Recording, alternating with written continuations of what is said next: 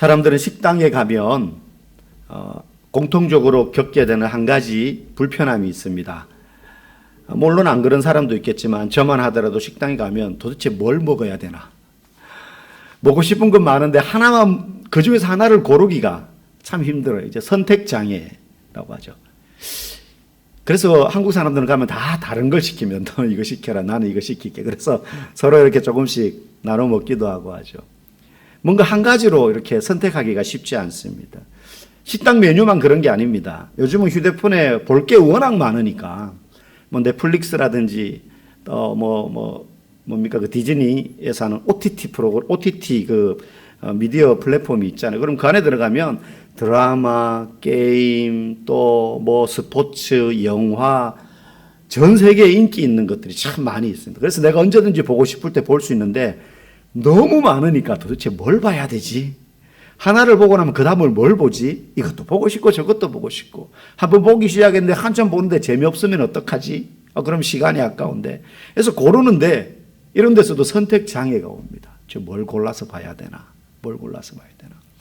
TV만 해도 그렇지 않습니까? 옛날에는 MBC, KBS, KBS 1, 2 한 세 가지밖에 없었어요. 그러다가 다른 공중파가 생기고 케이블이 생기고 하면서 채널이 막 200개, 300개씩 되니까 여러분 아마 저희는 집에 TV가 없지만 TV 있으신 분들은 틀면은 습관적으로 계속 채널을 아마 올리시거나 내리실 거예요. 어디에 뭐 재밌는가 하나.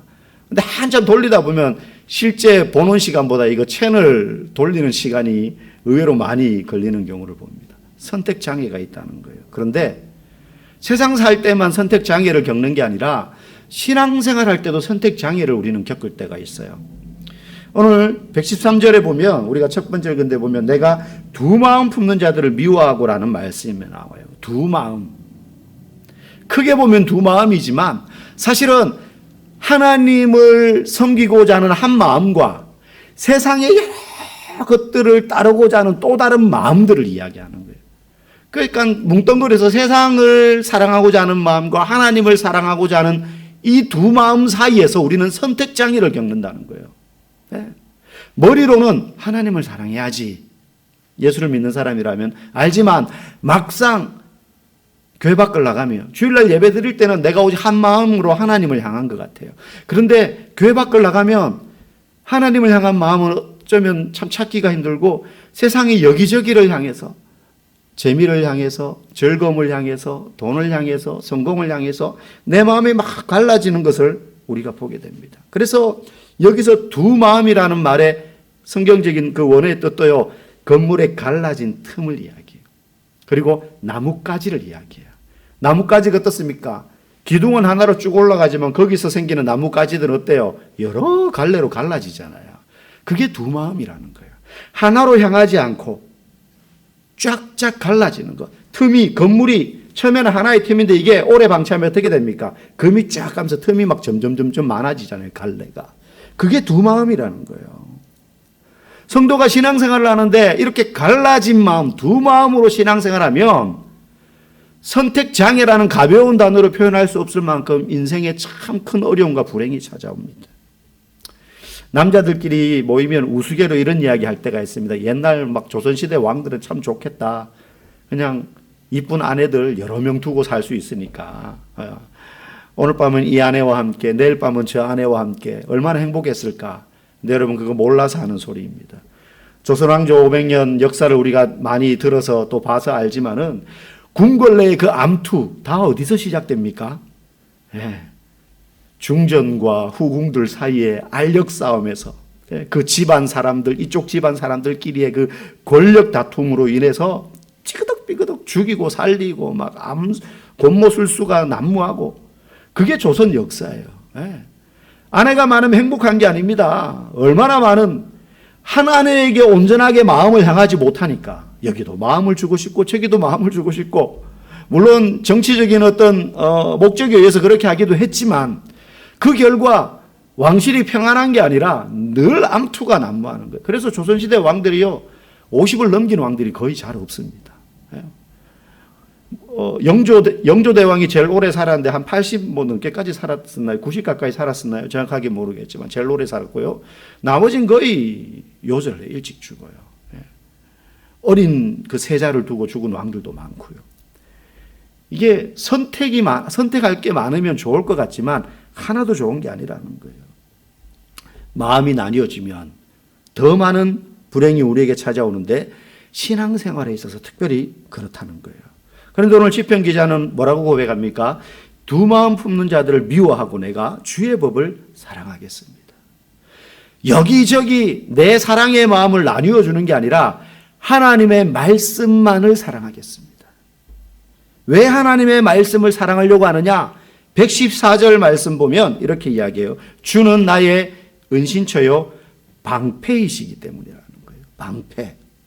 은신처는 숨는 곳이죠. 방패는 나를 지켜주고 보호해주는 도구입니다. 여러분 중세시대 보면 서양 이제 중세시대 역사 보면 우리 조선왕조 500년처럼 각 지역의 영주들, 왕도 있지만 왕이 나라를 다스리지만 모든 힘을 다 갖고 있는 게 아니라 각 지역의 영주들이 있고요. 자치권이 있고 다른 나라와의 전쟁을 하게 되면 영주들을 불러서 군사를 좀 빌려주시오. 그러면 영주들은 왕에게 군사를 빌려주는 대신에 뭐 돈을 더 달라고 한다든지 아니면 매겨진 세금을 좀 깎아주 달라고 하든지 이렇게 딜을 하는 거죠. 약간의 공생관계였어요.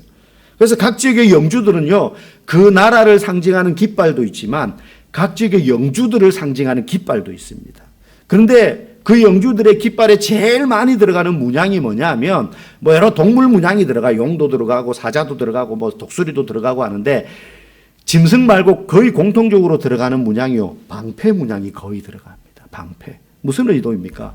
각 지역의 영주들이 다스리는 땅이 있으면 그 영주 휘하에 있는 영지에 주민들이 있단 말이죠. 그 주민들을 누가 보호해 준다는 거예요? 이 영주들이 보호해 준다는 거예요. 그 주민들이 자기의 자산이거든요. 거기서부터 세금도 걷고 가축도 걷고 그 대신 군사를 키워가지고 그걸로 성을 쌓고 방비를 하고 그래서 자기 영지에 있는 시민들을 지켜주는 거죠. 방패 그림이 다 들어가 있는 거예요. 그런데 하나님이 어떤 분이시라고요? 주님이 나의 방패시다는 거예요. 그분이 나의 방패시다. 무슨 말입니까? 그 영주들이 방패 문양을 새겨 넣음으로 그 주민들과 내가 당신들 끝까지 지켜주겠다. 그렇게 상징하는 것처럼 하나님이 저와 여러분들을 끝까지 지켜주신다고 말씀하시는 거예요. 주님이 나의 방패시다는 거죠. 그분이 우리를 끝까지 지키시는 방패요 은신처가 되신다는 사실을 여러분 절대 잊어버리지 마시기 바랍니다. 내 삶의 형편이 저 바닥까지 떨어질 때에도 누가 우리를 지키신다고 기억해야 됩니까? 하나님이 우리를 지키신다. 여러분 인생을 살다 보면 그런 경험할 때 있잖아요. 정말 친했던 사람도 내 곁에서 떠납니다. 내가 잘 나갈 때는 주변에 많이 모여들지만 내가 망하고 돈이 없고 가난해지고 병들면요 다 떨어져 나가는 거예요. 오죽하면 긴 병에 효자 없다라는 말까지 있지 않겠습니까? 부모 자녀조차도요 부모가 오래 아프면요 힘들어지니까 3번 4번 들여다볼 거 1번 2번밖에 안 들여다보고요 막 마음이 멀어져요. 그런데 하나님은 어떤 분이라고요? 끝까지 우리를 지키시는 방패시라는 거예요. 방패시라는 거예요. 그러니 그런 상황에서 이 사실을 잊어버리지 않는 것이 너무나 중요합니다. 너무나 중요합니다. 우리의 찢어진 두 마음이요 하나님의 말씀 안에 거할 때 하나가 되는 거예요. 그때 우리의 마음이 하나님을 온전히 향하게 되는 것입니다. 그래서 오늘 시편 저자는 내가 주의 법을 사랑하겠습니다. 왜? 주의 법을 사랑할 때 내가 하나님을 향하여 온전한 마음이 되거든요. 세상을 향하여 내 마음이 갈라지지 않는다는 거예요. 여러분 길거리 가다 보면 깨어진 거울 조각들을 간혹 보신 적이 있을 겁니다. 그러면 낮에 그 거울 조각에 빛이 비치면 태양빛이 비치면 어떻게 됩니까? 빛이 막 산란하죠. 여기저기 막 번쩍번쩍거린단 말이죠. 막 가면 눈이 막 부십니다. 그런데 온전한 모양의 깨어지지 않은 거울이 바닥에 놓여 있을 때 햇빛이 비치면 어떻게 됩니까? 한 점을 향해서 그 빛이 쫙 뻗어나가죠. 그리고 그 태양의 열과 그리고 그 흔적과 모양을 그 거울에 온전히 담아냅니다. 그래서 힘을 발휘하고 한 점을 향해 초점을 맞춰서 빛을 비추게 되는 거죠. 우리의 마음이 말씀 안에 거할 때 하나님을 향하여 온전한 마음이 되어 나갈 수 있다는 거예요. 하나님의 말씀은 그래서 무엇과 같으냐? 우리를 묶어주는 끈과 같아요. 여기도 내 마음이 한 조각 있고 저기도 내 마음이 한 조각 있는데 하나님의 말씀 이것들을 다 모아서 퍼즐을 끼워 맞춰서 하나의 그림으로 완성하는 것처럼 내가 온전히 하나님의 형상을 드러내는 자 되도록 하나님께 향하게 만드는 게 바로 하나님의 말씀이라는 거예요. 여러분의 마음이 하나님 말씀 안에서 온전한 거울이 되기를 원합니다. 그래서 하나님을 향해 바른 모양으로 서 있기를 주의 이름으로 간절히 축복합니다. 그러면 우리가 말씀에 붙들려야 되는데 말씀에 붙들릴 때 어떠한 은혜가 우리에게 있느냐? 여러분 만약에 여러분 집 뒷마당이 아니면 뒷산에 100조는 너무 큰가요? 한 100억 정도 가치 되는 금괴가 묻혀 있는 지도가 여러분 손에 있다고 생각해 봅시다. 지도, 보물 지도예요. 그러면 그 보물 지도를 받아든 사람 여러분이 우리 설명서 같은 거 보기 힘들어 하잖아요. 이 또 지도 이거 또 봐야 되나? 혹시 그런 마음으로 그 지도를 받아드는 사람이 있겠습니까? 밤을 새워서라도 이 지도를 해독해가지고 그 100억의 금괴가 묻혀있는 그 지점이 어딘지 그거를 뚫어져라 찾아보지 않겠어요? 여러분 눈이 번쩍 뜨일 거예요 아마. 하나님의 말씀이야말로 우리의 인생을 가장 행복하게 만드는 그리고 가슴 뛰게 만드는 보물 지도임을 여러분 잊지 마시기 바랍니다. 그래서 오늘 시편 본문 116절 117절에 보면 이렇게 이야기해요. 같이 읽어볼까요? 주의 말씀대로 나를 붙들어 살게 하시고 나를 붙드소서 그리하시면 내가 구원을 얻고 주의 율례들에 항상 주의하리이다. 여기 보면 나를 붙들어 달라 그래요. 내가 하나님의 말씀을 붙잡겠습니다가 아니고 하나님 나를 붙잡아 주십시오라고 말해요. 수동형이죠. 나를 붙잡아 달라는 거예요. 여기서 붙드소서라는 말은 그냥 이렇게 잡아달라 이런 의미라기보다는 영양분을 내가 공급받아서 서 있겠습니다 이 뜻이에요. 여러분 저희도 밭에 뭐 이것저것 이제 봄이 되니까 심어서 올라옵니다. 조그마한 묘목을 심었는데 이게 풍파를 견디고 쭉 서려면 뭐가 계속 공급돼야 됩니까? 그냥 심어놓고 무관심하게 있으면 지가 알아서 자랍니까? 물론 자라긴 자라죠. 근데 약해요. 거기에 뭘 공급해줘야 돼요? 네, 영양분을 공급해줘야 돼요. 물도 주고요. 비료도 주고요.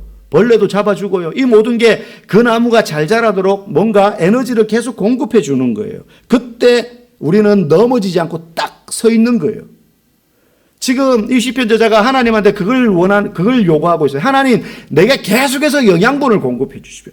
다른 것들이 내 안에 침투하지 못하게 하나님이 나에게 양분을 공급해 주세요. 그래야 내가 주님께 붙들려 있을 수 있습니다. 그래야지 내가 지탱할 수 있습니다.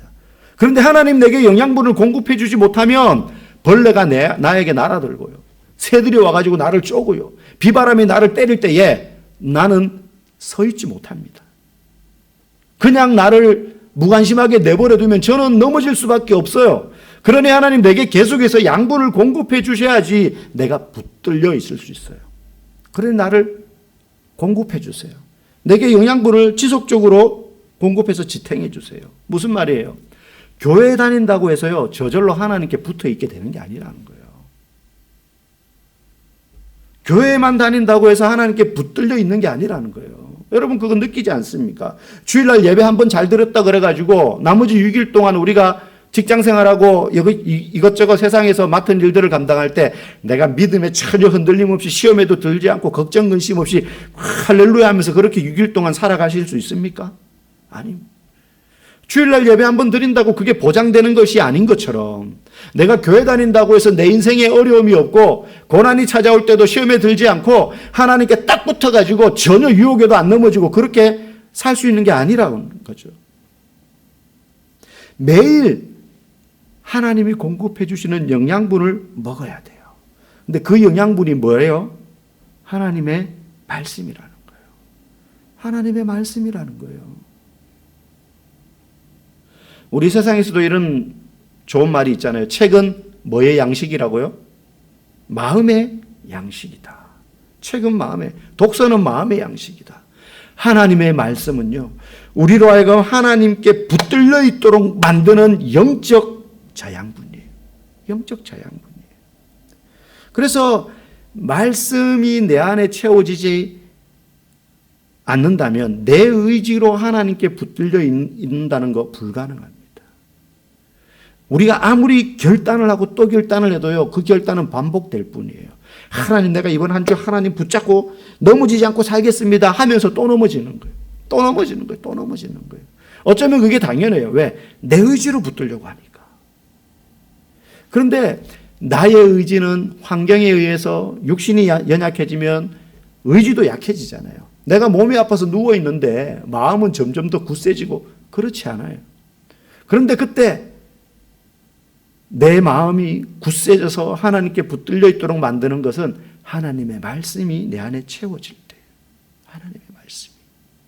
그래서 막 환경이 어려움이 찾아와서 내 마음이 흔들려요. 막 의심이 생겨요. 야, 이거 이러다가 내가 망하는 거 아니냐? 이러다가 내가 큰 병에 걸려서 낭패를 보는 거 아니냐? 막 그런 실패하는 거 아니냐? 이런 걱정이 생길 때 외부에서 하나님의 말씀이 내게 막 공급이 돼요.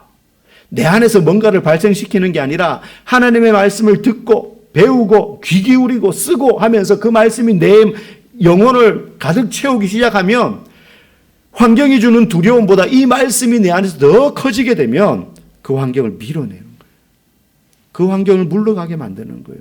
내가 물러가라 이렇게 한다고 물러가는 게 아니라 하나님의 말씀이 더 큰 확신으로 내게 다가오기 때문에 그걸 이겨내게 되는 거예요. 내 의지로 하는 게 아니란 말이죠. 그러니 하나님의 말씀은요, 우리의 생존을 위한 필수 요소이지 무거운 짐이 아닙니다. 여러분, 말씀을 무거운 짐으로 생각하지 마십시오. 어린 새가 알에서 나와가지고 처음에는 막 볼품 먹고 눈동자도 뭐 잘 보이지도 않고 그러다가 점점 깃털이 생기고 무성해지면서 이제 파닥파닥 날개짓 하는데 오늘 보니까 이상한 게 몸뚱아리에 붙어가 파닥파닥 거려요. 이 뭐야 이거 불편하게 이거. 이게 뭐지? 그러면서 이 날개를 만약에 새가 짐으로 여기게 되면 어떻게 됩니까? 그러면 안 되잖아요. 짐처럼 보일지 모르지만 그 날개는 짐이 아니라 그 새를 높은 하늘로 날아오르게 만드는 없어서는 안 되는 날개하는 수단이잖아요. 하나님의 말씀이 우리 등에 짊어진 무거운 짐이 아니라 세상을 이기고 날아오르게 만드는 은혜의 날개인 줄 여러분 믿으시기 바랍니다. 그래서 환경도 이겨내고 그리고 내 안에 있는 어두움도 이겨내는 거예요. 빛 대신 우리 아까 찬양했잖아요. 주의 말씀은 내 발의 등이요 내 길의 빛이니이다.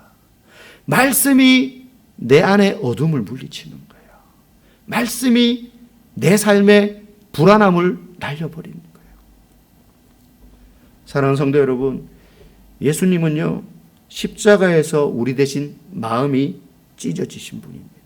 그런데 예수님의 마음이 갈기갈기 찢어지심으로 하나님께 버림받으심으로 우리의 찢어졌던 세상을 향하여 하나님께로부터 등 돌렸던 우리의 마음은 온전히 치료되어서 하나님을 향한 마음으로 하나가 돼요.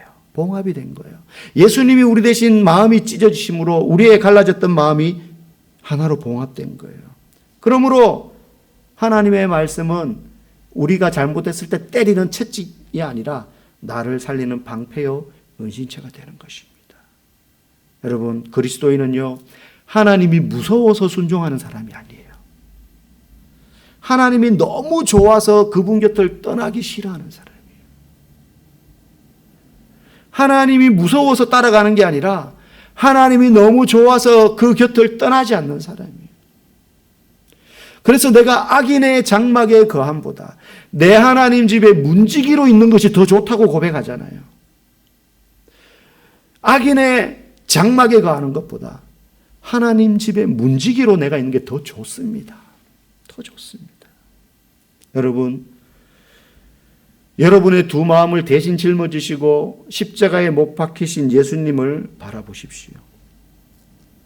그리고 그분으로 인하여서 하나님 안에 한 마음이 된 우리의 내면을 생각하며 늘 감사 찬송하며 살아가시기를 소망합니다. 하나님은요 우리가 유명해지고 우리가 부자가 되고 꿈을 이뤘을 때 기뻐하시는 것이 아니라 내가 가난하고 힘들어도 하나님으로 인하여서 즐거워할 때 가장 가장 영광 받으시고 가장 기뻐하시는 분이라는 사실을 여러분 기억하시며 우리가 그 주님의 말씀 안에 거하여서 두 마음으로 갈라졌던 우리의 마음이 한 마음 됨으로 하나님을 향해 내 삶을 내 마음을 온전히 드리며 살아갈 수 있기를 주님의 이름으로 간절히 축복합니다.